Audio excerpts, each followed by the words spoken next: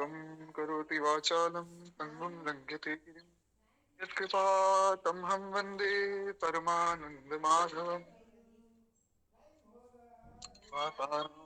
पिता रामचन्द्र स्वामी रामो वत्सखा रामचन्द्र सर्वस्वं रामचन्द्रोदयाद नान्यं जान्यमेव जाने न जाने बन्धं सीते प्राणप्रिय सुषमा श्रीरघुनाथ भरत शत्रुघ्न जन सुखद रामानुज हनुमान जानकी भजन गाथा ज्ञान सकल कल्याणमय को श्री तुलसी के चरण में जग काज समुद्र बूढ़ लखे प्रकट सत्य जहाज नारायण नमस्कृत्य नरचैव नरोत्तमं देवी सरस्वतीं व्यासं ततो जयमुदीरये। प्रह्लाद नारद पराशर पुंडरीक व्यासाम्बरीश शुक शौनक भीष्मदाल्भ्यां रुक्माङ्गदार्जुन वसिष्ठ विभीषणादि पुण्यानिमान् परं भागवतां स्मरामि। वाञ्छाकल्पतरुभ्यश्च कृपा सिन्धुभ्येव च पतितानां पावनेभ्यो वैष्णवेभ्यो हरिशरणम् अनंतानंद कोटि ब्रह्मांड नायक असंख्य कल्याण गुणनिधे अखिल हे पुण्यक भक्तवंचा कल्पतरु भक्तवत्सल शरणागत वत्सल। भगवान की महती कृपा करुणा से हम आप सब श्री भगवान के द्वारा निर्देशित जो शरणागति का चरम मंत्र है उस पर चर्चा कर रहे।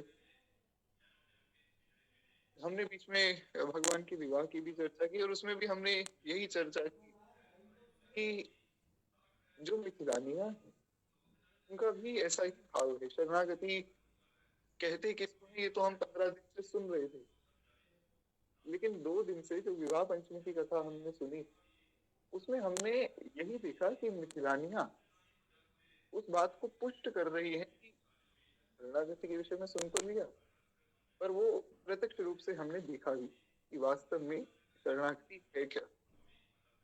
तो खूब कृपा है भगवान की, खूब आनंद है।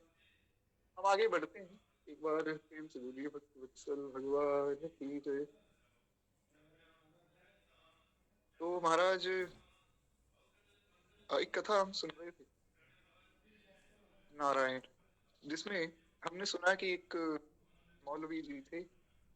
ये महाराज कुछ पूजा पूजा तो नहीं, जो भी उनके यहाँ होता है तो उनकी उपासना पद्धति के अनुरूप वे झुके हुए थे, सर झुका के इबादत कर रहे थे। और मुझे श्री स्वामी जी महाराज परम श्रद्धेय परम पूज्य श्री स्वामी राम जी महाराज वर्णन करते हैं कि वहां से एक स्त्री जो चरित्र से उतनी पवित्र नहीं थी और एक पुरुष के प्रति आकर्षित हुई और उस पुरुष ने बुलाया तो उसके पीछे पीछे चली चली। तो अब उसको ये भी ध्यान नहीं रहा कि नीचे कोई बैठा है, मैं रही हूँ दीवार के ऊपर ही चल रही थी महाराज। और वो चलते चलते मौलवी जी के ऊपर से भी निकली। मौलवी जी को बड़ा क्रोध हुआ कि अरे, क्योंकि कहना तो नहीं चाहिए व्यास मंच से, व्यास मंच तो नहीं, क्षमा चाहूंगा, व्यास आसन से कहने की आवश्यकता नहीं है, परंतु केवल कथा को समझाने के लिए, क्योंकि स्वामी जी महाराज ने वर्णन किया है तो ऐसा माना जाता है उनकी उपासना पद्धति में कि अगर कोई व्यक्ति जो है भगवान की उपासना कर रहा है, पूजा कर रहा है और उस समय कोई स्त्री आ गई तो उसकी पूजा बाधित हो गई। भगवान जाने इसकी क्या मान्यता है, तो ऐसा है। तो वो मौलवी जी को लगा कि शायद मेरी पूजा तो महाराज पानी फिर गया पूजा पे। उनको बड़ा क्रोध हुआ। फिर वो स्त्री जब कुछ देर बाद वापस आई तो तब तक बैठे रहे और तब उसको फिर डांटना शुरू किया कि अरे, हम नमाज पढ़ रहे थे और तुम जो है हमारे ऊपर पैर रख के चली गई।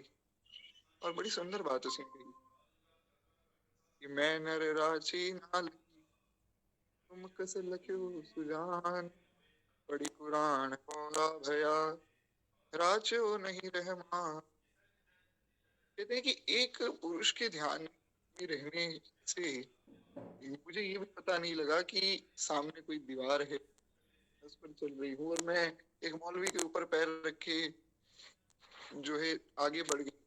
मुझे इतना ही ध्यान नहीं रहा, एक पुरुष के बुलाने पर सिर्फ, मतलब संसार के एक पुरुष ने मुझे बुलाया और मैं इतना आकर्षित हो गई, मुझे कुछ ध्यान, वो भी कोई बहुत अच्छी भावना से नहीं बुलाया।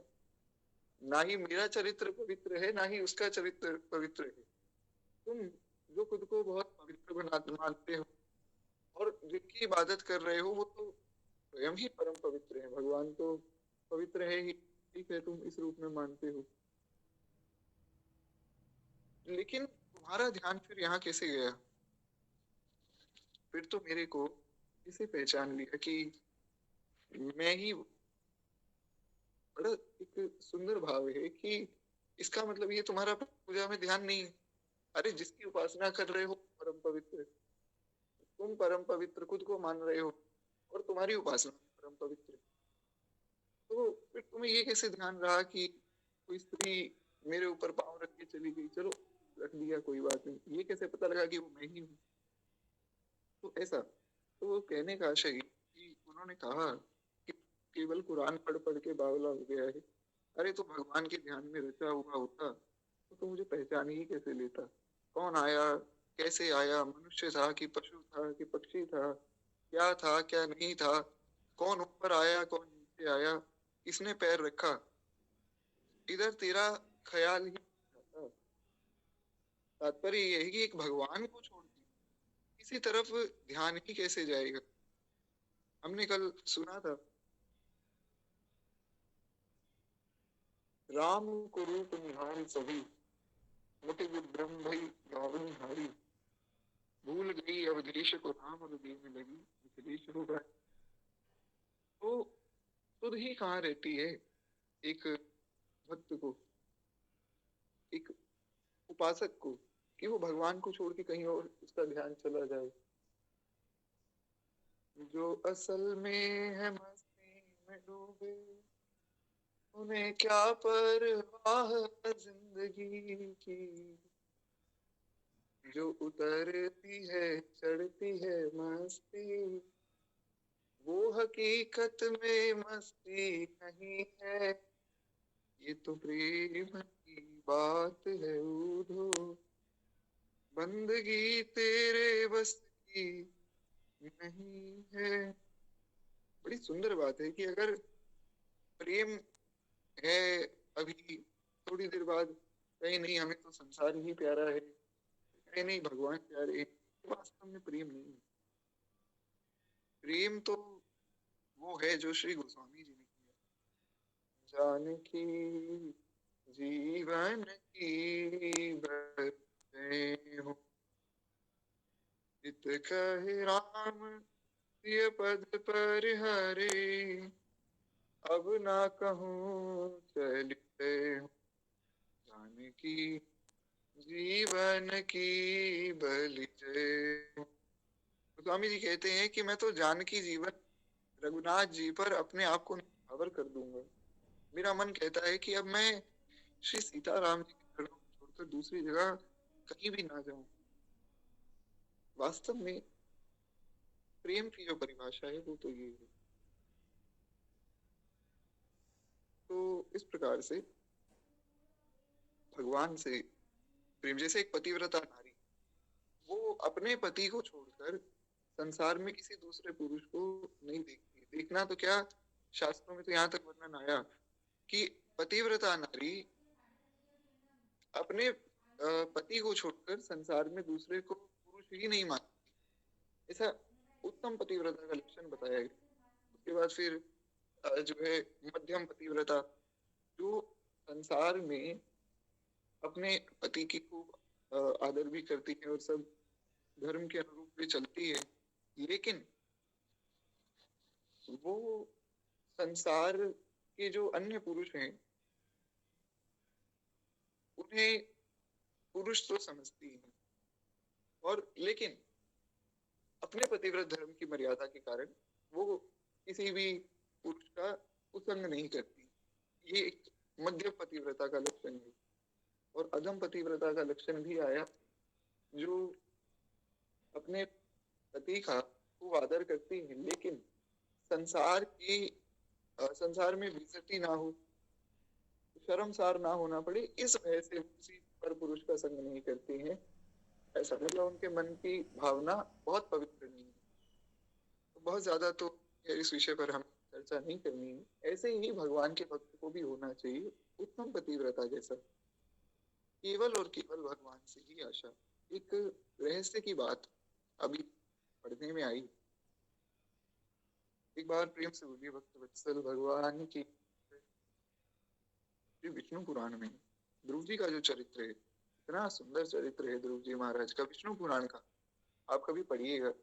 दास को सौभाग्य मिला, अभी परसों की बात है। तो ध्रुव जी महाराज के चरित्र में एक बात आई बड़ी सुंदर, कि ध्रुव जी को कथा आप सबको ज्ञात है। ध्रुव जी महाराज छोटे से थे, 5 वर्ष की आयु, और उन्होंने देखा कि मेरी जो वो माता है, क्षमा चाहूंगा, भी माता है जो सुरुचि है, उत्तानपाद की 2 पत्नियां थी, सुनीति और सुरुचि। उत्तानपाद कौन थे? महाराज मनु के पुत्र थे उत्तानपाद। प्रियव्रत और उत्तानपाद 2 पुत्र हुए महाराज मनु। मनु कौन थे? मनु थे ब्रह्मा जी के पुत्र, जो पहले मनुष्य हुए। तो उत्तानपाद की 2 पत्नियां थी, सुनीति और सुरुचि। सुनीति से पहले उनका विवाह हो गया था। जो विष्णु पुराण के अनुसार कथा है, मैं वो सुना रहा हूँ। भागवत जी में भी ऐसी कथा है, पर कुछ भाव विशेष है विष्णु पुराण का। तो सुनीति से पहले विवाह हुआ, लेकिन कोई संतान नहीं हुई। तो सुनीति ने आग्रह किया कि आप एक और विवाह कर लीजिए। राजा क्षत्रिय जो है तो बहुत से विवाह करते ही थे उस समय में, तो आप एक और विवाह कर लीजिए। पर फिर दूसरा विवाह भी हो गया, संतान उससे भी नहीं हुई। तो फिर कुछ व्रत आदि किए सुनीति ने, गौ माता के निमित्त व्रत किए। गौ माता की कृपा से और भगवान गोपाल की कृपा से उन्हें पुत्र प्राप्ति हुई, और ध्रुव जी महाराज का जन्म हुआ सुनीति के यहाँ। फिर कुछ समय बाद सुरुचि के भी पुत्र हुआ, उसका नाम था उत्तम। तो एक दिन ध्रुव जी ने देखा कि मेरा भाई उत्तम पिताजी की गोद में बैठा है, राज सिंहासन पर पिताजी, और उत्तम उनकी गोद में खेल रहा है। अब छोटे से ध्रुव जी हैं, उनके मन में आया कि मैं भी पिताजी की गोद में बैठूंगा। तो ध्रुव जी महाराज सीढ़ियां चढ़ के सिंहासन के पास गए और हाथ उठाकर खड़े हो गए, जैसे कोई छोटा बच्चा हाथ उठाता है ना कि मुझे गोद में ले लो, ऐसा। तो बहुत हृदय में प्रसन्नता हुई पिताजी के उत्तानपाद की, कि मेरा बालक चाहता है कि मुझे जो है गोद में ले लो। कितना व्यक्ति प्रसन्न होता है, कोई छोटा सा बालक अगर इस प्रकार से प्रेम आवे। तो उत्तानपाद भी बड़े प्रसन्न हुए। परंतु महाराज सुरुचि आई, और सुरुचि ने डांट दिया कि तुम पिताजी की गोद में नहीं बैठ सकते। ध्रुव जी ने पूछा कि मैं क्यों नहीं बैठ सकता। तो वहां बताया है सुरुचि ने कि क्योंकि तुम मेरी सौत के कोख से तुम्हारा जन्म हुआ। अब बहुत ध्यान से सुनिएगा, बड़ी विशेष बात है। एक बार प्रेम से बोलिए भक्त वत्सल भगवान की जय। महाराज ये जो सुरुचि है, ये सुनीति की छोटी बहन है। नहीं कि ये लोग आपस में एक दूसरे को जानती नहीं है या इनका कोई प्रेम नहीं है, ऐसा नहीं। ये दोनों बहनें हैं, सगी बहनें। पर अब सुरुचि विवाह के बाद इतना बदल गई कि वो ध्रुव जी को कह रही है कि नहीं, कह रही है कि तुम मेरी बहन के पुत्र हो। सुरुचि ने कहा, विष्णु पुराण में श्लोक आया, उस श्लोक के अनुरूप सुरुचि ने कहा कि तुम पर स्त्री के पुत्र हो, किसी पराई स्त्री के पुत्र हो, मेरी कोख से जन्म लोगे, फिर तुम बैठने के अधिकारी होगे। ओ महाराज, ध्रुव जी को तो बड़ा क्रोध हुआ। गुस्से में तमक कर वे माता के पास पहुंचे, सुनीति को सारी बात बताई। सुनीति से बहुत ज्यादा प्रेम करते नहीं थे उत्तानपाद। सुरुचि थोड़ी चालाक थी, तो उत्तानपाद को अपने वश में रखती थी।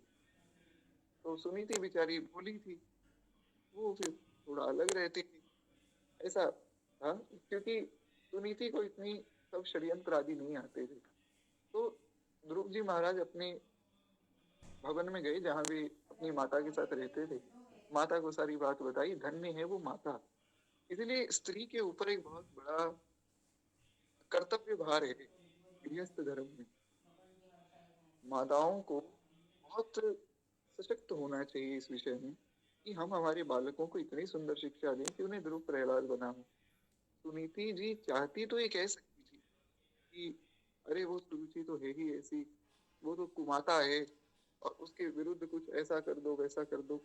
चाहती तो भी कह सकती थी, पर उन्होंने कहा देखो बेटा ध्रुव, कोई बात नहीं, वो भी तुम्हारी माता है, उन्होंने तुम्हें ऐसा कहा, तुम मन में चिंता मत करो, तुम तो बल्कि ये सोचो कि अच्छा हुआ। ध्रुव जी ने कहा इसमें अच्छा क्या हुआ? तो माता ने कहा देखो, इसमें अच्छा ये हुआ कि तुम भगवान का विधान मान के भगवान की पूजा करो, और इनसे क्यों मांगते हो, भगवान से मांगो। तो बड़ी सुंदर बात आई विष्णु पुराण में, ध्रुव जी के चरित्र में एक बात आई कि ध्रुव जी के मन में कुछ कामना नहीं है।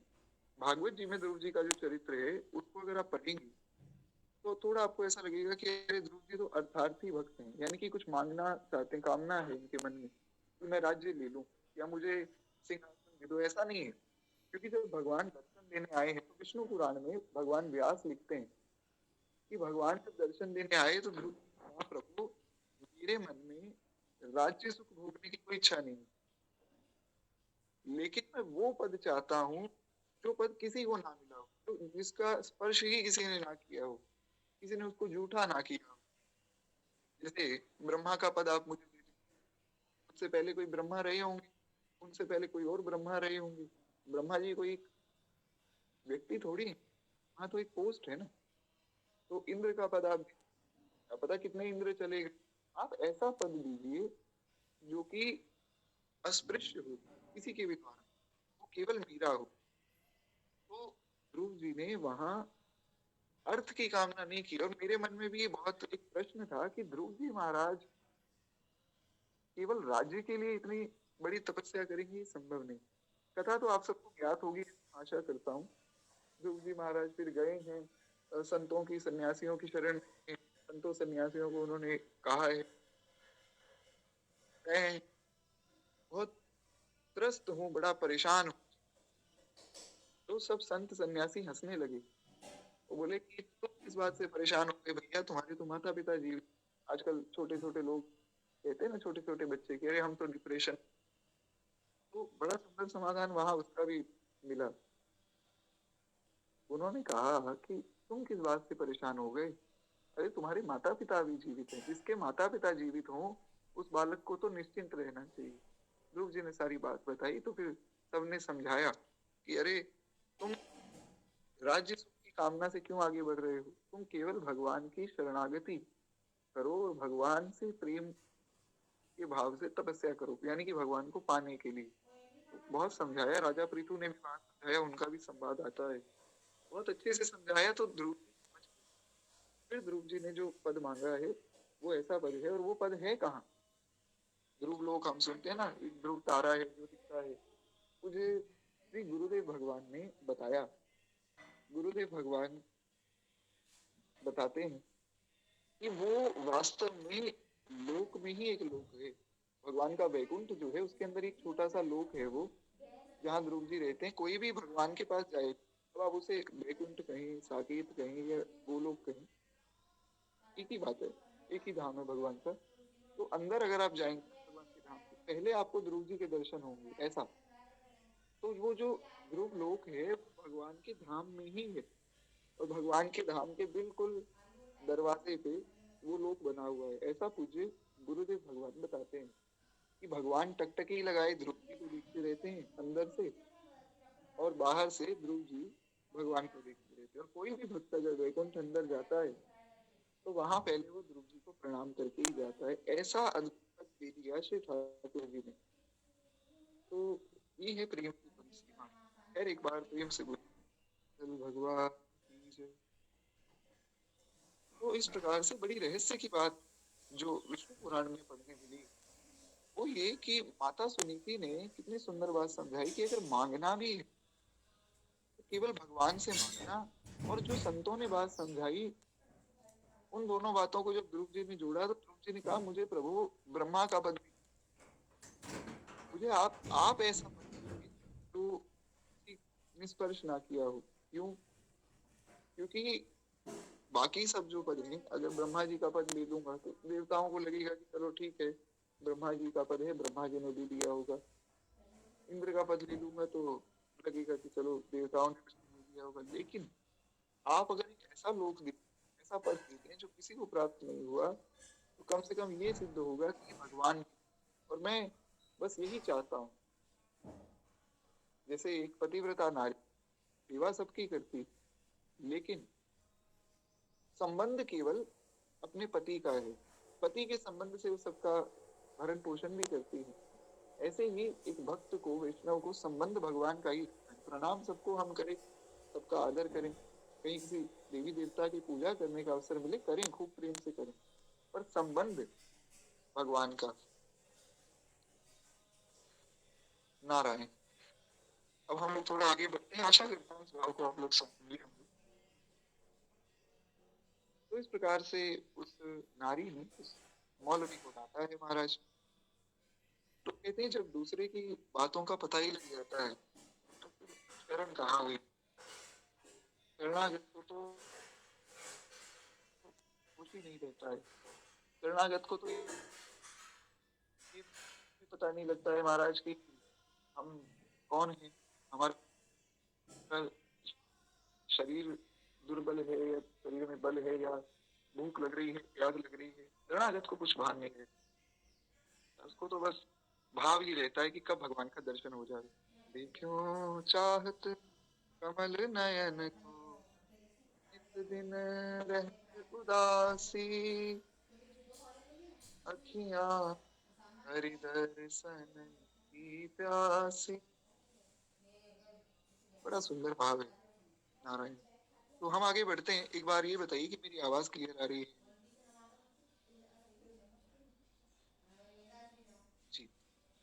तो खैर एक बार प्रेम से बोलिए भक्त वत्सल भगवान की जय।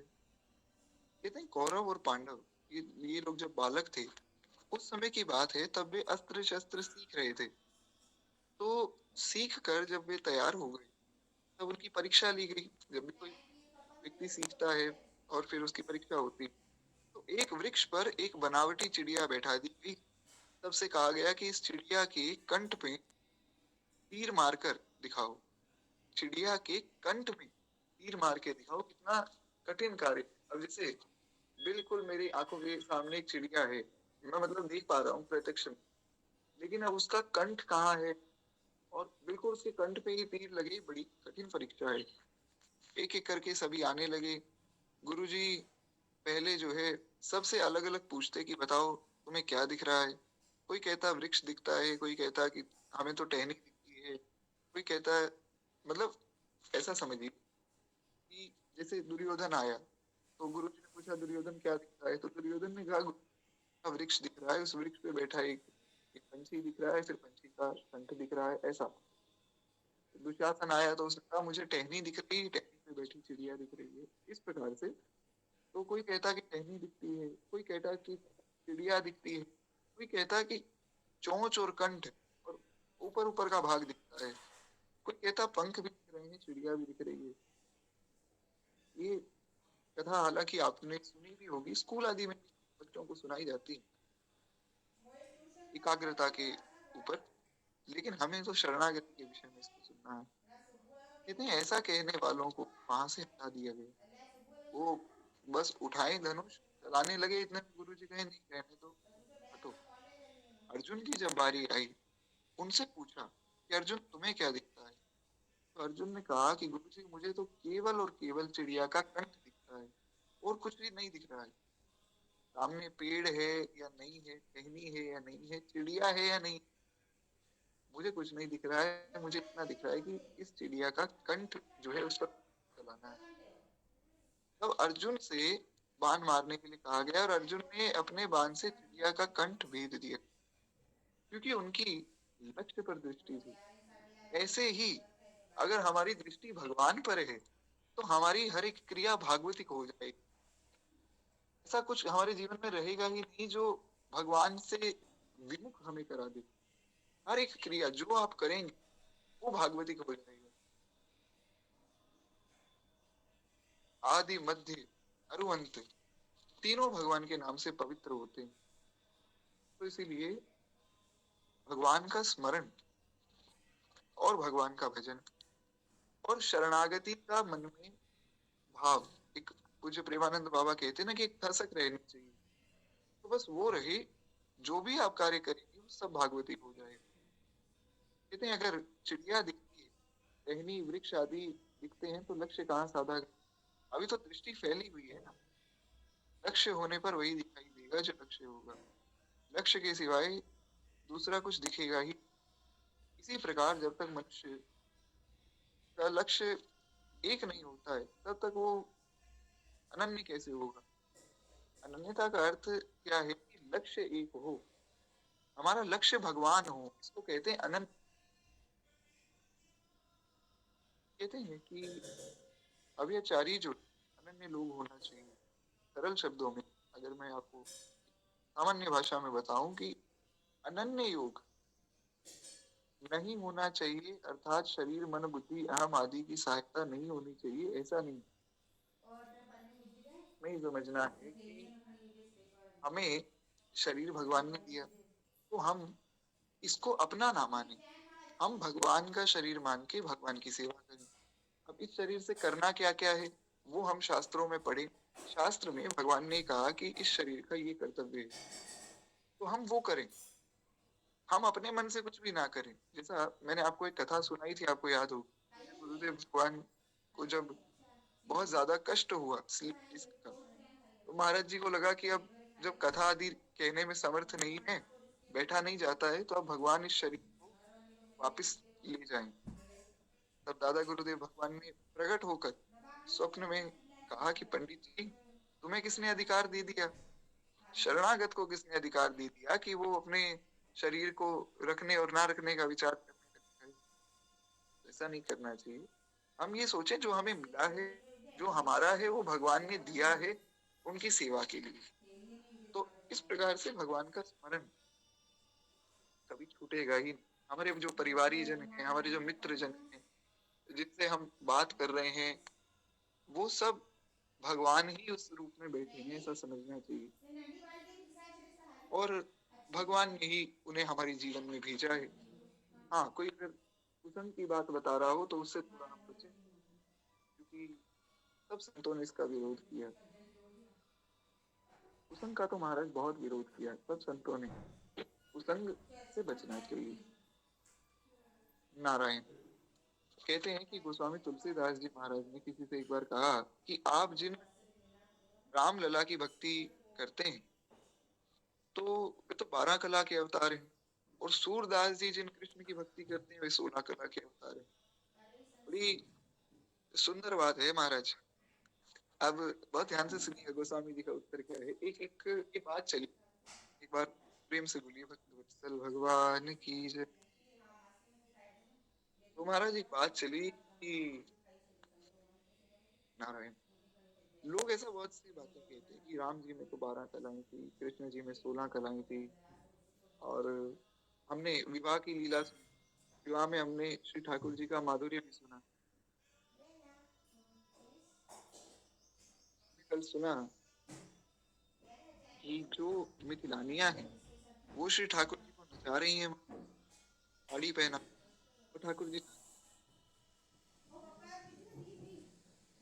ये भगवान की गुप्त लीला है, गुप्त गुण है, ये राम रूप में प्रकाशित नहीं होगा। आपने हमने तो सुन लिया प्रभु कृपा से, ज्यादा इसको जानते नहीं। आप किसी से वैसे भी पूछते कि भैया राम जी को साड़ी पहनाकर नचाया गया, तो वो कहेंगे ऐसा तो कभी कुछ हुआ ही। तो महाराज भगवत रसिक रसिक की बातें रसिक बिना कोई समझ सके ना, ये तो रसिकों की हम पर कृपा हो गई, मिथिलानियों की कृपा हो गई, सरकार की कृपा हो गई जो हमने भाव सुने, ना ये भाव सबको सुलभ नहीं।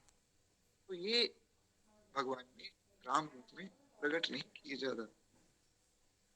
चुटका भैया से साज बजवायत और उनको नचायब दे दे तारी, चोरी झुके साजनवा, भला हो आए ससुरारी, सिया झुके साजनवा। बड़ा प्यारा भाव है नारायण। तो इस प्रकार से भगवान ने कुछ गुण प्रकट किए, कुछ नहीं किए। हर हर एक रूप में ऐसा होता है, जिस स्वरूप में जितनी आवश्यकता है भगवान उतने गुण प्रकट करते हैं। जैसे मैं आपको उदाहरण दूं, बड़ा सुंदर उदाहरण है, संतों का उदाहरण है। एक संत से भी ऐसा प्रश्न किया गया, उन्होंने कहा कि देखो, जैसे आटा है किसी के पास, मान लीजिए, मुझे ज्यादा पता नहीं है, 1 किलो आटा अगर हो तो उससे आप लोगों को थोड़ा आइडिया होगा, माताएं सब बैठी हैं, भोजन जब आप बनाती हैं, मान लीजिए मैं आपको 1 किलो आटा और मैं कहूं कि इससे आप 16 रोटी बना दीजिए, तो शायद उससे 16 रोटी बन जाए। अगले दिन मैं पुनः 1 किलो आटा दूं और मैं कहूँ इससे आप 12 रोटी बना दीजिए, तो 12 रोटी भी बन जाएगी, वो थोड़ी सी मोटी हो जाएगी, लेकिन आटा तो 1 ही किलो है। ऐसे ही भगवान तो एक ही है ना। अब वे किसी रूप में 16 गुण प्रकट करें, किसी में 12 प्रकट करें, किसी में 1 ही प्रकट करें, किसी में प्रकट ही ना करें, आटा तो उतना ही रहेगा, भगवान तो वही रहेंगे। तो ऐसे गोस्वामी तुलसीदास जी महाराज से किसी ने पूछा, बड़ा सुंदर भाव है महाराज। गोस्वामी जी से किसी ने कहा कि आप जिन राम जी की पूजा करते हो, वो राम जी तो 12 गुण संपन्न है, लेकिन जो सूरदास जी है उनकी भक्ति श्रेष्ठ है, क्योंकि वो जिन कृष्ण की पूजा करते हैं, श्री कृष्ण तो 16 कला के अवतार हैं। ये सुनते ही गोस्वामी जी तो उनके चरणों में गिर गए, गोस्वामी जी रोने लगे। उस व्यक्ति को लगा कि शायद गोस्वामी जी को आज पता लगा है कि राम आज धन्य है श्री गोस्वामी जी। गोस्वामी जी ने कहा कि ओ भैया, तुमने इतनी कृपा की, मैं तुम्हारा ऋणी। अरे तुमने ये बता दिया कि राम जी में 12 कलाएं हैं। मैं तो ये सोचता था कि दशरथ जी बस राम जी को प्रेम करते हैं इसलिए क्योंकि वो रहे हैं, और मैं राम जी से इसलिए प्रेम करता था कि रहे हैं, बस। मैं तो इतना ही जानता था, मुझे पता ही नहीं था भगवान में कोई है, कोई कला भी है। मुझे तो ये पता था कि राम जी दशरथ जी के लाडले कुंवर हैं, दशरथ नंदन हैं, और वे बड़े प्यारे हैं, और वे मीठे हैं। बस 3 बात, दशरथ जी के पुत्र हैं, बहुत प्यारे हैं, बहुत सुंदर हैं। सुंदर राम अवतार। हमने कल अग्र स्वामी जी का ये पद भी सुना था, आप लोगों को याद हो, जो भगवान की कोहबर की लीला में, तो ध्यान मंजरी का ही बड़ा सुंदर पद है। बान कर सार धार, शरण गहे को ध्यान, भगत जन आर हारी, सुंदर राम तार। तो बड़े सुंदर हैं भगवान। और तीसरी बात, वो मेरे हैं। मुझे तो अब पता लगा कि वे 12 कला के अवतार हैं। वे इतने बड़े हैं। नाचने लग गए गोस्वामी जी। जैसे जैसे कोई व्यक्ति किसी से प्रेम करता है, तो आकर कोई दूसरा व्यक्ति बतावे कि अरे, जिससे तुम प्रेम करते हो उसमें तो 1-2 गुण ये भी और है।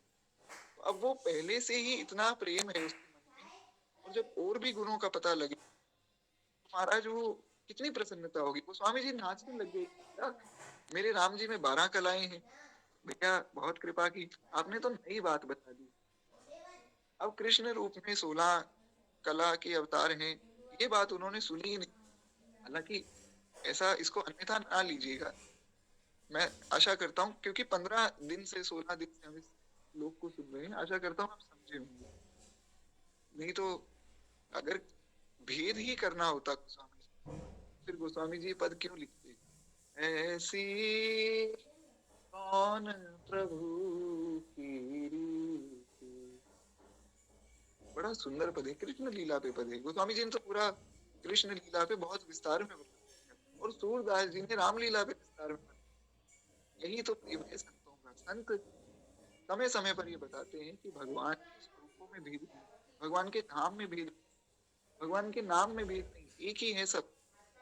हमारे गुरुदेव भगवान बताते हैं कि जहां जहां जिसकी महिमा आदि का, जैसे कई जगहों पर ये कहा गया कि राम नाम श्रेष्ठ है, कई जगहों पर कहा गया कि कृष्ण राम उससे श्रेष्ठ है, कई जगहों पर कहा गया कि नारायण राम श्रेष्ठ है, किसी को बड़ा दिखाया गया, किसी को छोटा, वो केवल इसलिए दिखाया गया। कहीं कहा गया ना कि साकेत ऊपर है, नीचे गोलोक है, नीचे वैकुंठ है। कोई कहता है कि वैकुंठ ऊपर है, कोई कहता है गोलोक सबसे ऊपर है, फिर साकेत, फिर वैकुंठ। महाराज जी कहते हैं कि भैया इन सब बातों में नहीं पड़ना चाहिए। ये बातें केवल इसलिए कही जाती हैं कि जो जिस रूप का उपासक है उसके मन में अपने इष्ट और धाम के प्रति पुष्टि हो। बाकी धाम एक ही है। ऐसा नहीं कि एक ही भगवान के तीन धाम होंगे। ऐसा नहीं कि मान लीजिए कोई कहे कि मैं तो साकेत जाना चाहता हूँ, तो साकेत पहुंच गया, फिर वो सोचे कि थोड़ा गोलोक में दर्शन कराऊं, तो भगवान के धाम से निकल के वो किसी दूसरे धाम में जाएगा। ऐसा नहीं होता है।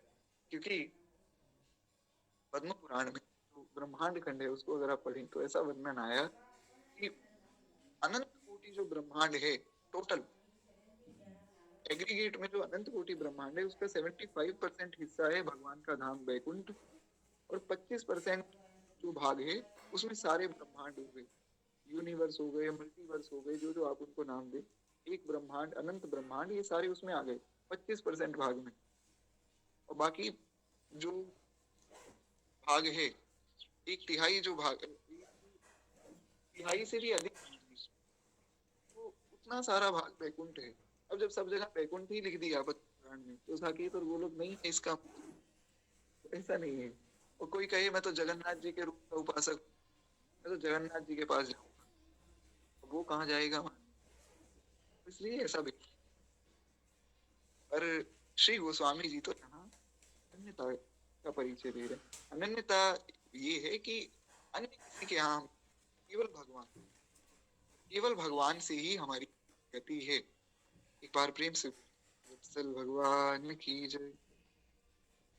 भगवान के प्रति भक्तों के अलग अलग भाव होते हैं। कोई कहता है कि दशरथ जी की गोद में खेलने वाले जो रामलला है वे हमारे इष्ट हैं, इष्ट देव बालक राम।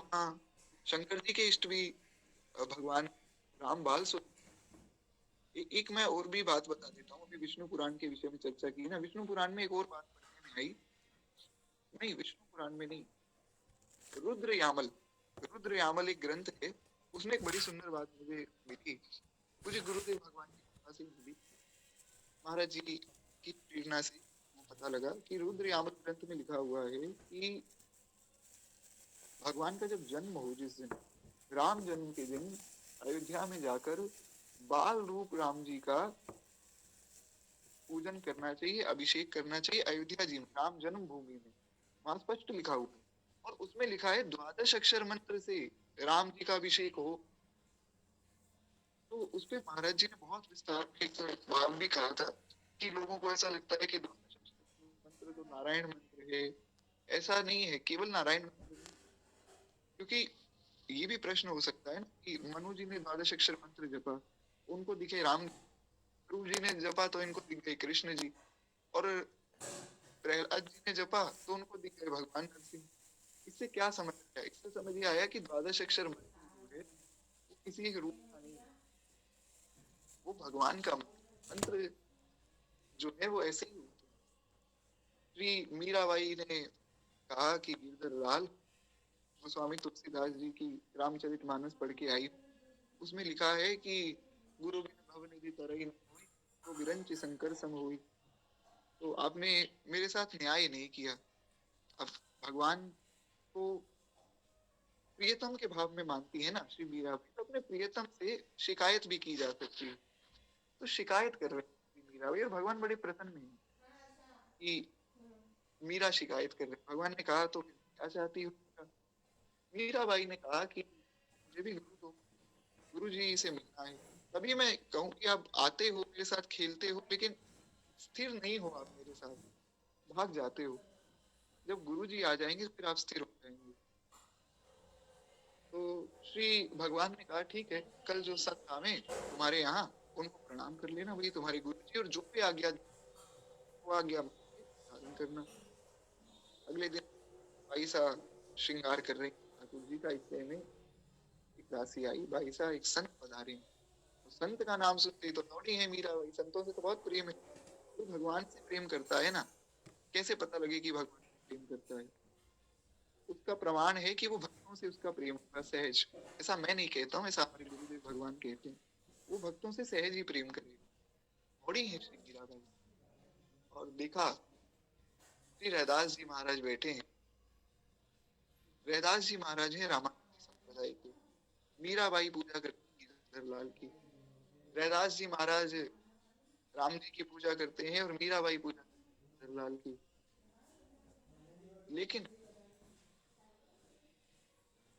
श्री मीराबाई ने प्रणाम किया कि देव भगवान की प्रेरणा से आप आए हैं, और गाया है महाराज, प्रभु जी तुम चंदन पानी। रैदास जी को जब गाते हुए सुना तो बलिहार हो गई श्री मीराबाई, न्यौछावर कर दिया अपना प्राण गुरुदेव पर। जाकी अंग समान प्रभु जी तुम चंदन पानी। इस पद पर हम बहुत बार चर्चा कर चुके हैं। प्रभु जी तुम स्वामी दासा, ऐसी भक्ति करे रैदासा। तो मीराबाई ने कहा, गुरुदेव मेरे लिए क्या आज्ञा। गुरु जी ने कहा, देखो बेटी मीरा, राम राम किया करो। आयो जी मैंने राम रतन आयो, वस्तु अमोलक दी मेरे सदगुरु। मीराबाई ने एक बार भी कहा कि गुरुजी मैं तो कृष्ण रूप की उपासक हूँ, आप राम जी का मंत्र दे रहे हो, क्या राम राम करने से कृष्ण मिल जाएंगे।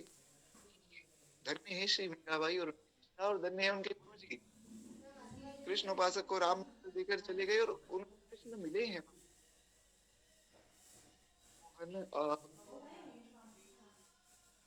प्रेम रे मंदिर में मीराबाई एकली खड़ी, और नाचते नाचते श्री मीराबाई सदैव भगवान गिरधर लाल में ही समा गई। दो भक्त हुए, एक चैतन्य महाप्रभु हुए, तो जगन्नाथ जी में ही समा मीराबाई को। कहीं भेद है ही, एक ही भगवान है, उन्हीं के ही अनेक रूप है, उन्हीं के ही अनेक नाम है। तो इसलिए संतों की और ग्रंथों की बात में संशय नहीं करना चाहिए। आप राम नाम जपे आपको कृष्ण मिल जाएंगे, कृष्ण नाम जपे आपको शिव मिल जाएंगे, सब हो जाएगा। इसलिए पूज्य श्री दादा भगवान की एक बात याद है, पंडित जी सब हो जाएगा, निश्चिंत रहो। तो आनंद में रहना, एक वैष्णव को तो खूब आनंद में रहना चाहिए। कहीं कीर्तन चल रहा है तो जाकर हम बैठे, महाराज कीर्तन तो चल रहा है श्री राम जय जय राम का, तो हम तो कृष्णोपासक हैं, बैठ जाइए, खूब आनंद मिलेगा। तो कहीं कीर्तन चल रहा है, जय जय राधा वल्लभ जय जय श्री वृंदावन जीवन चंद्र, जय जय राधा वल्लभ श्री हरिवंश। तो खूब प्रेम से गाना चाहिए जहाँ कीर्तन हो। हमारे गुरुदेव भगवान को देखिए, महाराज जी जहाँ जाते हैं उनके ही हो जाते हैं। गोविंद जय जय, गोपाल जय जय। राधा रमन जी के यहाँ जाएंगे, राधा रमण हरि गोविंद। महाराज जी की दक्षिण भारत में कथा होती है, महाराष्ट्र राज्य, महाराज जी वहां का ही कीर्तन, महाराज जी की कथाएं सुने, जहाँ की कथा होगी वहां का कीर्तन। राम कृष्ण हरि जय जय राम कृष्ण हरि। इस प्रकार से समझना चाहिए कि कोई भेद नहीं, कहीं भेद नहीं है, भेद हमारी बुद्धि में। ऐसा मैं नहीं कह रहा हूँ, ऐसा हमारे महाराज जी कहते हैं कि भेद हमारी बुद्धि में है, भगवान में थोड़ी भेद है। नारायण। एक बार प्रेम से बोलिए भक्त वत्सल भगवान की जय। भगवान के भक्तों में भी भेद नहीं होता महाराज, भगवान के भक्त भी सब संत सबे गुरुदेव हैं, व्यास ये परितीति। व्यास जी ने कहा ना, सब स्वरूप भक्तों के भी बड़े अद्भुत, भक्तों को तो प्रणाम ही की करना। इस प्रकार से इष्ट देव बालक रामा मानस जी में आया, और भगवान शिव के भी इष्ट देव भगवान बाल स्वरूप में ही है। तो हम ये चर्चा कर रहे थे कि शंकर जी ने जब पार्वती जी को कथा सुनाना शुरू किया तो कथा से पहले ना भगवान का स्मरण होता है। दंडम बाल रूप सोई राम, सब सिद्धि सुलभ जपत जिस नाम, मंगल भवन अमंगल हारी, द्रवहु सुदशरथ अजिर बिहारी। तो इस प्रकार से ये मंगलाचरण किया भगवान शिव ने, फिर कथा प्रारंभ की। ऐसा तो कहते हैं राजाधिराज रामचंद्र मेरे आराध्य नहीं, ऐसा कुछ भक्तों का भाव होता है। रामलला मेरा आराध्य है। कोई भक्त कहता है कि हमारे इष्ट तो लड्डू गोपाल हैं, नंद के लाल हैं। वे भक्तों को उस रूप में प्रिय हैं। तो कहते हैं कि वे भक्त अपने रामलला को या नंदलाल को संतों से आशीर्वाद भी दिलवाते। शायद आप लोगों ने देखा भी हो, ऐसा होता है घर में संत पधारे तो अगर कोई बाल स्वरूप का उपासक है ना, तो वह संतों को कहता है कि आप इनको आशीर्वाद दीजिए हमारी लाला को, कि लाला को कोई कष्ट कभी जीवन में ना हो और लाला को खूब आनंद दे। ऐसा भाव होता है जो विशुद्ध प्रेमी है उनका। और मंगलाशासन तो महाराज भगवान का बहुत पहले से किया जाता है। जुग जुग जोड़ी जीवे बेमिसाल सखिया, चारों दुल्हा में बड़े का कमाल सखिया। हमने सुना, कल हमने खूब पद सुने। उन सब पदों में अगर आपने देखा हो तो सखियां आशीर्वाद ही दे रही हैं भगवान और श्री किशोरी जी को। तो भगवान को आशीर्वाद देना भगवान का मंगला शासन परंपरा है हमारे यहाँ की। ये बड़ी गुप्त बात है। मंगला शासन किया जाता है भगवान, प्रभु आपका मंगल हो। ऐसा रामानुज परंपरा में अगर आप देखें, रामानुज परंपरा में तो विशेष रूप से कहा जाता है प्रभु आपका मंगल हो, गुरु जी आपका भी ऐसा। तो इस प्रकार से तात्पर्य ये है कि भगवान की दृष्टि, जो भक्त है भक्त की दृष्टि भगवान के ऐश्वर्य की तरफ नहीं जाती। या ब्रजराज पर मिलत है चार, वारज को नित गोरा, डारत डगर बुहार। लोग कहते हैं महाराज, हमारे गुरुदेव भगवान कहते हैं कि ब्रज मंडल में कहीं भी आप चले जाएं, पूरे ब्रज क्षेत्र में एक भी स्थान नहीं है, 4 अंगुल की ऐसी नहीं ब्रज में जो श्री कृष्ण के चरणों से जिसका स्पर्श ना हुआ हो। इसलिए कहीं से भी आप रज उठा लेंगे वो वृंदावन की ही रज हो। महाराज जी की आज्ञा है, मुझे तो ऐसा लगता है सबको इस पर विश्वास करना चाहिए।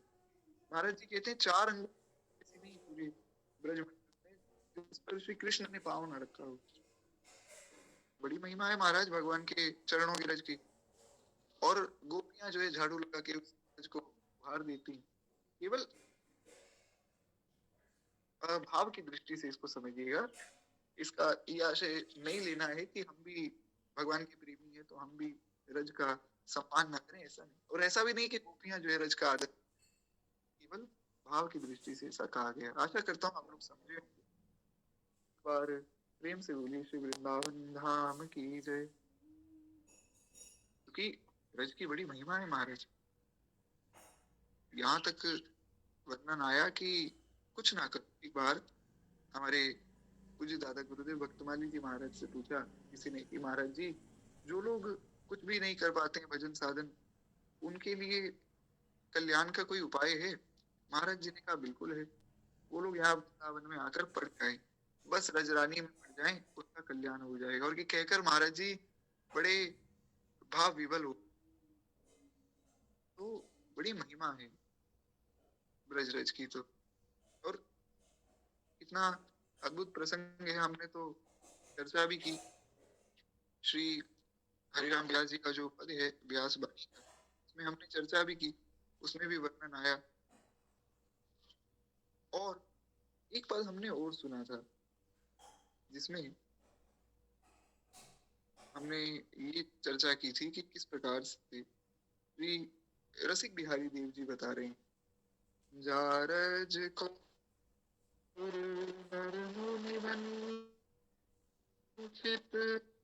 विधि शंकर सिरनाई, भाग्य बड़ो वृंदावन पायो।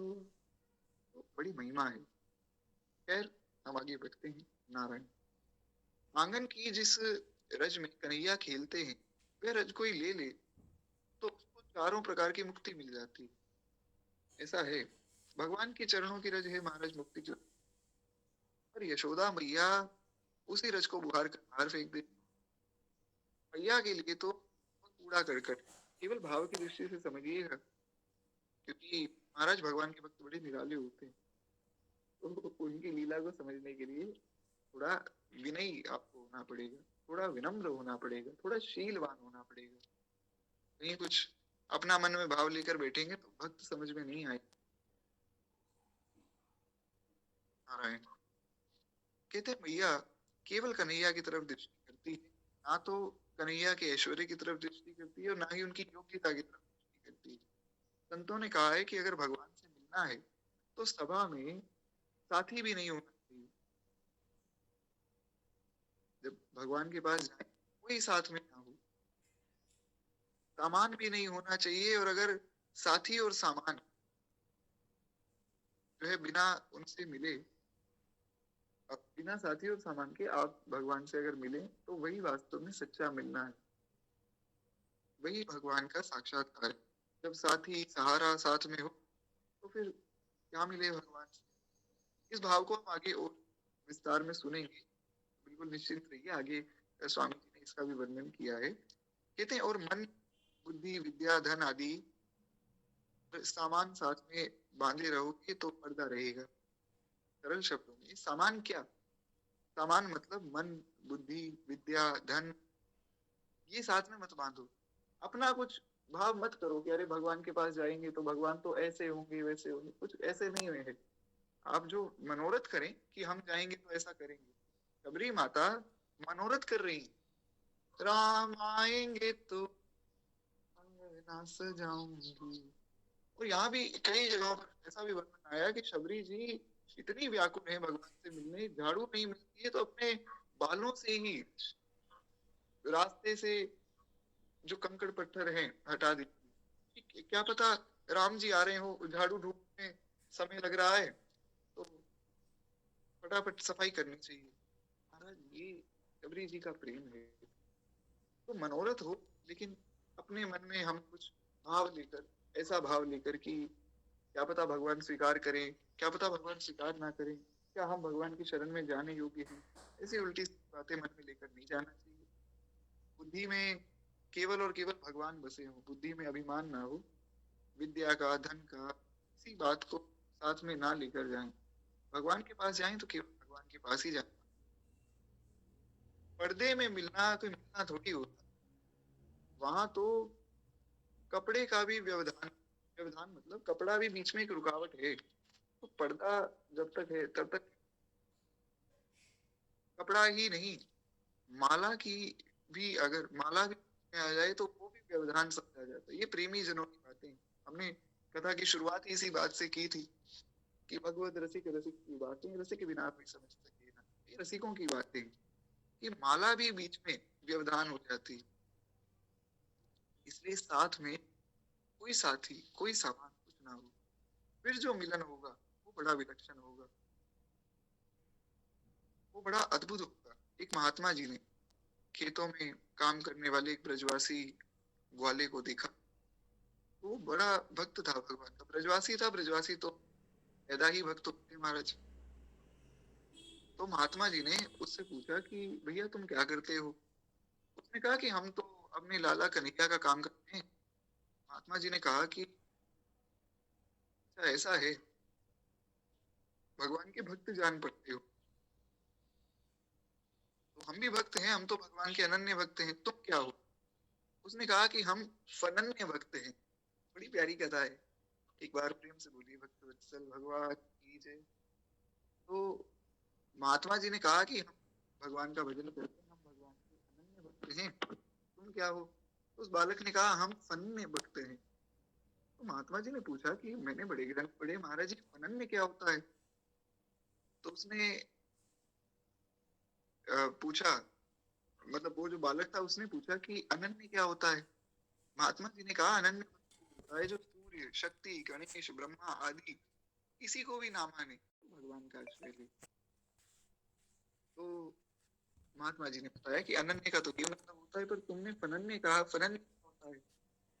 तो उसने कहा कि बाबा जी हम तो इस ससुरा को नाम भी नहीं जानते, नाम क्या है हमें तो पता ही नहीं, कौन ब्रह्मा कौन गणेश कौन शक्ति हमें नहीं पता ही कौन,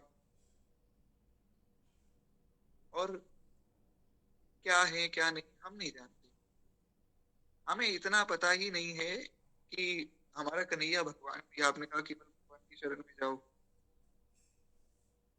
हम तो फनन में हो गए ना, हमें पता ही नहीं है जब कुछ। इस प्रकार से ब्रह्म क्या है, आत्मा क्या है, सगुण निर्गुण क्या होता है, साकार निराकार क्या होता है, आदि आदि बातों की तरफ शरणागत की दृष्टि नहीं जाती। यही तो मैं आप लोग को जानने का प्रयास कर रहा हूँ कि अगर आपको कोई श्लोक याद नहीं है, महाराज घबराना नहीं चाहिए, आनंद लेना चाहिए। भक्त को तो सदा ही आनंद। कोई कहे कि तुम्हें कुछ भी नहीं आता है और लोग इतना आगे बढ़ गए हैं जीवन में और तुम अभी भी वहीं के वहीं हो, तो फिर तो भगवान का स्मरण करना चाहिए। कोई बात नहीं, हम तो ठाकुर जी की शरण में है, भगवान हमारी नैया को पार लगाएंगे, बस भगवान ना छूटे।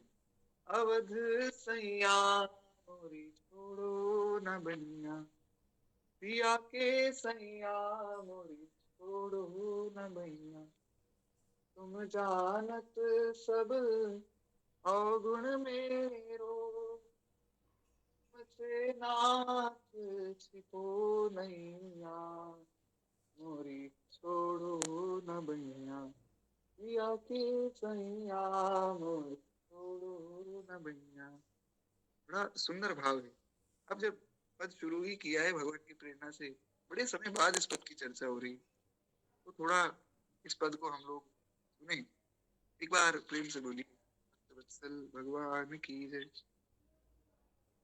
तो महाराज बड़ा प्यारा भाव है। हमारे अयोध्या कनक भवन में तो इस पद को नित्य ही गाया जाता है, भगवान को सुनाया जाता है आरती के बाद। हर जगह में हर स्थान में आरती के बाद कुछ कुछ विशेष पद गायन होता ही है। तो कनक भवन में इसको, इस पद को गाकर सब भक्त आनंद मनाते हैं। भक्त कहता है, भव सागर में बही जात है, भव सागर में बही जात है, अब तो नाथ धरो भैया, मोरी छोड़ो न भैया, पिया के सैया मोरी छोड़ो न भैया, जगत सैया मोरी छोड़ो न भैया। भक्त कहता है, प्रभु भवसागर में बहते ही जा रहे हैं, महाराज बचाओ, हम नहीं बच सकते। और ये बड़ी, जैसे कोई कोई व्यक्ति अपने निजी किसी व्यक्ति को कह रहा हो कि अरे हमसे गलती हो रही है तो इसको आप सुधार दोगे, ऐसे। तो ऐसा नहीं कि आर्त भाव से कह रहे हैं, प्रभु हम बड़े दुष्ट हैं, बड़े पापी हैं, बड़े प्रेम से, क्योंकि प्रेमी है ना हम लोग भगवान के, तो सहज भाव से कहना चाहिए, ज्यादा नाटक नहीं करना चाहिए भगवान के सामने। परम पूज्य श्री गिरिराज जी वाले पंडित जी महाराज, परम पूज्य परम श्रद्धेय श्री गया प्रसाद जी महाराज, उनसे एक बार किसी ने कहा कि बस अब नहीं रहा जाता है श्री कृष्ण के बिना, अब मुझे श्री कृष्ण की प्राप्ति करा दो। खूब रोने लगे। पंडित जी ने डांट दिया। पंडित जी ने कहा, रोने दो, काम नहीं चलेगा। अरे कन्हैया तो मेरी मुट्ठी में है, मुझे बस में कर लो, कन्हैया तुम्हारी झोली। तो सहज भाव से भगवान की चर्चा हो, महाराज भगवान हमारे हैं, हम भगवान ना, हम की साधु सेवा।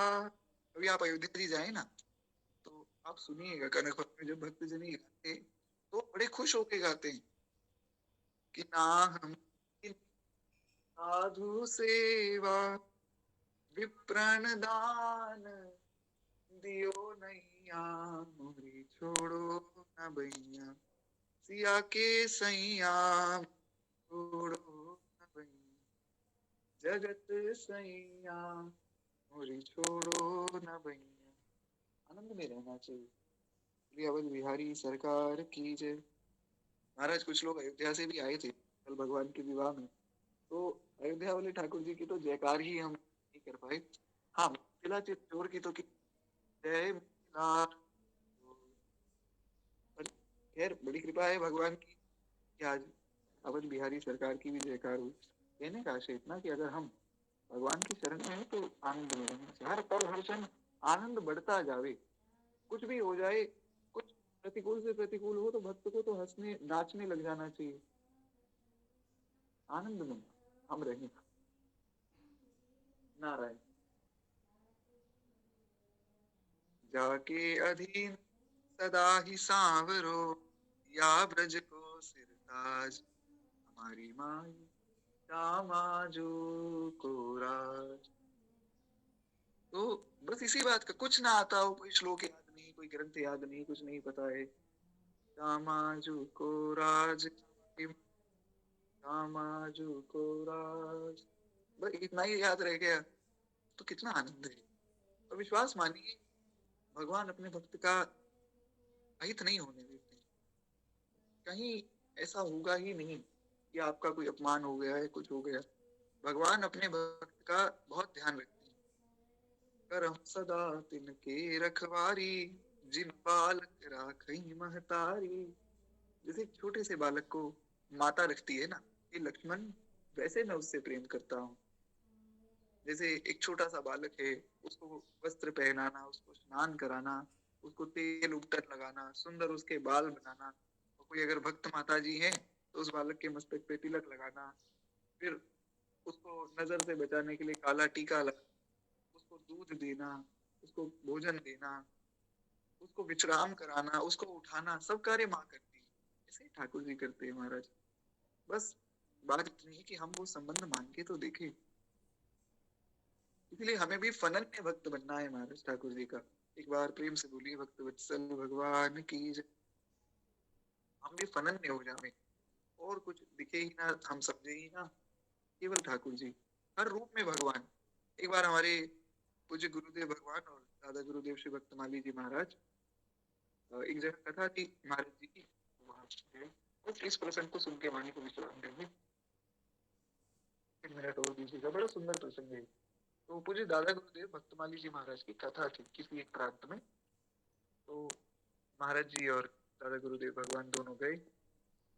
तो वहां पर कथा के बाद कुछ थोड़ा टहल रहे थे श्री महाराज जी, संग में गुरुदेव भगवान तो रहते ही थे सेवा में, वो तो सदा सदा से सेवा में ही रहे। सुदामा कुटी में भी जो महाराज जी का कक्ष था, उसमें महाराज जी जहाँ विश्राम करते थे, महाराज जी के चरणों के पास 3.5 फीट जगह थी। 3.5 फीट, आप ऐसा समझ सकते हैं कि कोई अगर, जैसे आप अपना नाप देखिए, आपकी आपका शरीर कितना लंबा है, लगभग 5-5.5 फीट का शरीर सबका होता है, तो उसका आधा कर लीजिए ऐसा। तो इतनी सी जगह महाराज जी के चरणों में रहती, तो गुरुदेव भगवान वहीं रहते, और 1-2 वर्ष नहीं, 14 वर्ष उसी जगह पर उन्होंने अपना आसन लगाया। महाराज जी ने बहुत बार कहा कि पंडित जी, इतनी से स्थान पे आप सोते हो, आपको बड़ा कष्ट होता है, आप दूसरी जगह आसन लगा लो। गुरुदेव भगवान कहते, महाराज जी आपको तो कोई कष्ट नहीं है हमारे यहाँ रहने से। बोले नहीं, हमें तो नहीं। बोले फिर ठीक है। 14 वर्ष सो नहीं पाए ढंग से, क्योंकि लात अगर सीधी करें और कोई फाटक खोल दे, फाटक गेट खोल दे, तो महाराज जी के पैरों में लगता था, बहुत कष्ट होता था, तो एकदम उकड़ू होके सोना पड़ता था। तो महाराज जी जब बात बता रहे थे, दास को तो लक्ष्मण जी ने कहा कि जैसे लखन लाल जी 14 वर्ष तक ना सोए ना कुछ खाया, लखन लाल जी ने कुछ खाया ही नहीं।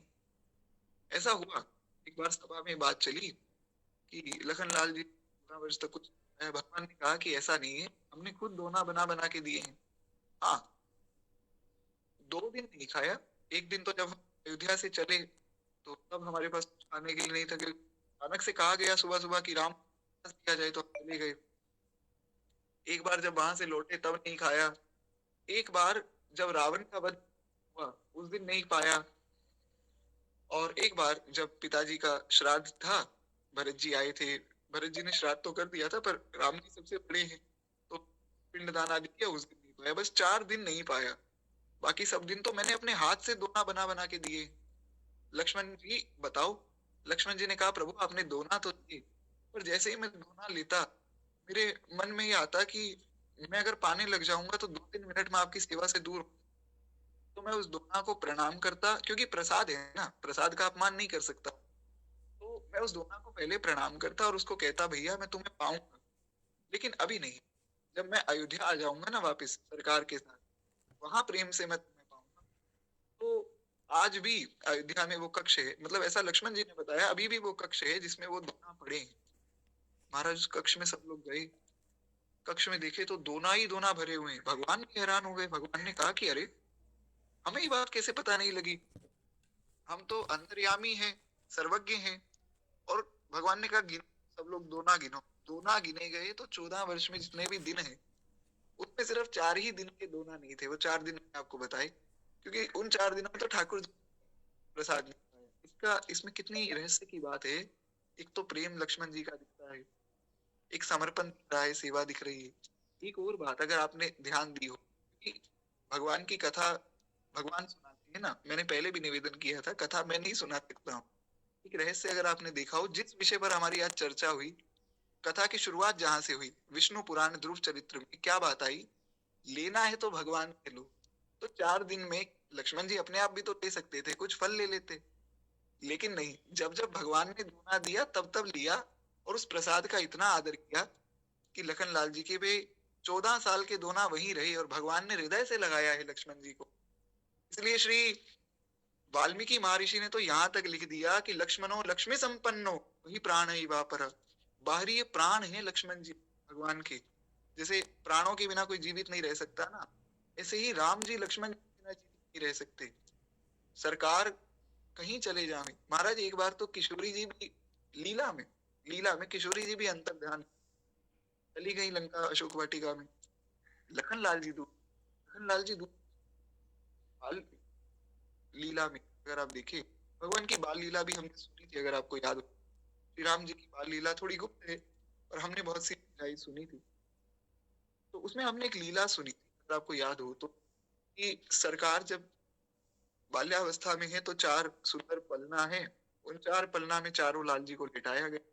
भगवान रोने लगे तो समझ नहीं आया क्यों। फिर एक जो है दाई माँ ने उनको लखन लाल जी के पलना में लिटाया। लखन लाल जी के पलना में लिटाया तो ऐसा समझिए कि दक्षिण की तरफ तो है राम जी का और उत्तर की तरफ है लक्ष्मण जी का। तो जहां पर सरकार के चरण है वहां लक्ष्मण जी का मुख है। तो लक्ष्मण जी ने सरकार का अंगूठा अपने मुख में ले लिया और तब भगवान शांत हुए। तो बिना लक्ष्मण जी के तो उनको नींद भी नहीं आती। ऐसा प्रेम हमारा भी भगवान, हम भी भगवान के विरह में ना रह पाए। भगवान तो हमारे विरह में नहीं रह पा रहे हैं, वो तो है ही। खैर, तो श्री दादा गुरुदेव भगवान के चरणों में ऐसे ही गुरुदेव भगवान की चोट। इसलिए आप देखिए आज इतना जो प्रकाश है गुरु का ही तो है। तो महाराज जी के संग संग ये कथा सेवा में तो थे ही। तो महाराज जी जब चल रहे थे उसी गांव, छोटा सा गांव था, महाराज जी छोटे छोटे गांवों में ही जाते थे। कोई बहुत बड़ी जगह आयोजन होता तो महाराज जी मना करते। जैसे ऐसा हमारे गुरुदेव भगवान बताते हैं कि हमें ऐसा लगता है छोटे छोटे जो गरीब लोग हैं जिन पर कोई कृपा नहीं कर सकता, जो कोल भील की रात है, उन पर कृपा करने श्री राम जी पहुंचे हैं चित्रकूट में और वन में और निषाद राज गुहू आदि के यहाँ। राम जी ना पहुंचते तो उन पर कोई कृपा नहीं कर सकता था। ऐसे ही दादा गुरुदेव भक्तमाली महाराज वर्तमान कलयुग में ऐसे सब जनों पर कृपा करने पहुंचे। एक जगह महाराज जी की कथा हुई, डालमिया एंड डालमिया कंपनी के जो हेड थे उनके यहाँ। इतनी बड़ी कंपनी, इतने बड़े व्यक्ति, खूब सारी व्यवस्था हो गई, कार्ड बट गए कि इस जगह पर। तो महाराज जी के पास एक चिट्ठी आई कि सरकार, हम एक गरीब व्यक्ति हैं, हमारे पास साधन नहीं है, तो आप हमारे यहाँ कथा करने की कृपा करें। बड़ी सामान्य भाषा में उस व्यक्ति ने चिट्ठी लिखी। महाराज जी ने वहां पत्र भिजवा दिया कि आप लोग तो डालमिया एंड डालमिया कंपनी के मालिक हैं, आपको तो महाराज कोई भी कथावाचक सुलभ हो जाएगा। हमारे एक भक्त की चिट्ठी आई है, ना महाराज जी उसको जाने, ना कभी उससे मिले, पर उसका भाव इतना कोमल था, इतना सरल था, इतना भोला वो व्यक्ति था। उसने बड़े सामान्य शब्दों में लिखा कि हमारे हमारे पास ज्यादा व्यवस्था नहीं है, हमारे यहाँ भी भागवत कथा कहने की कृपा करें। तो हम तो वहां जा रहे हैं कृपा करने। तो खैर वे तो सब भक्तजन ही थे, जो मिस्टर डालमिया थे। उन्होंने फिर कथा को आगे एक डेट रखी कि इस दिन फिर कथा होगी, थोड़ी पोस्टपोन हो गई। और लेकिन उस गरीब व्यक्ति के यहाँ कथा पहले हुई। ये उनका स्वभाव था, बड़ा ही निश्चल निष्कपट, बड़ा ही कोमल। हमने उनका पूरा चरित्र भी सुना उनकी कृपा से। तो एक सामान्य गांव के व्यक्ति ने कहा कि महाराज, ये हमारे गौण बप्पा हैं, इनको प्रणाम करो। तो गुरुदेव भगवान ने नहीं किया। उन्होंने सोचा ये तो सामान्य देवता हैं, तो देवताओं को प्रणाम थोड़ी करेंगे, हम तो जो है श्री कृष्ण के परम उपासक हैं। तो महाराज जी ने प्रणाम किया, महाराज जी ने दंडवत प्रणाम किया। तो फिर जब पहुंचे हैं जहाँ जिस स्थल पे रुके हुए थे, गुरुदेव भगवान ने पूछा, महाराज जी आपने दंडवत प्रणाम किया ऐसे ही किसी देवता को? महाराज जी ने कहा, पंडित जी कथा में कहते हो कि सिया राम में सब जग जानी, करहूं प्रणाम जो कि जुग पानी। तो केवल कहने के लिए ही कहते हो क्या? मानते नहीं हो क्या?